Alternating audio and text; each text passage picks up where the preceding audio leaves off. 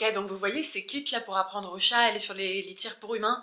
Vraiment, faudrait arrêter et je vous explique pourquoi. Je m'appelle Marine, je suis comportementaliste félin et si votre chat va à la litière et a besoin de substrat à gratter, c'est pas pour rien.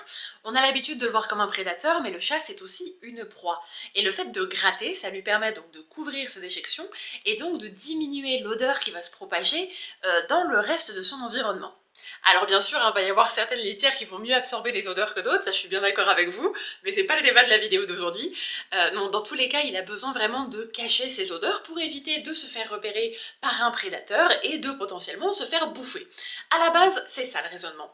Donc si on habitue son chat à utiliser des toilettes pour humains, il n'y a plus du tout ce besoin d'aller gratter, ou du moins cette possibilité d'aller gratter, donc d'enfouir ses odeurs. Et au final, on a un chat qui va laisser ses odeurs à disposition de tous, et donc augmenter les chances, de son point de vue bien entendu, de se faire attraper par un prédateur. Et vous vous en doutez, hein, avoir la possibilité de se faire bouffer beaucoup plus facilement qu'avant, ça stresse un petit peu votre chat quand même.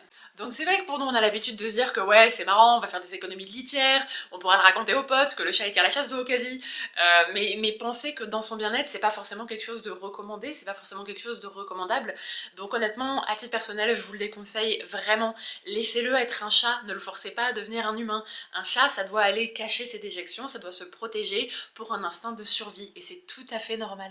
Bref, c'était le premier message de l'année 2025, on commence énervé en 2025, je vous le dis direct.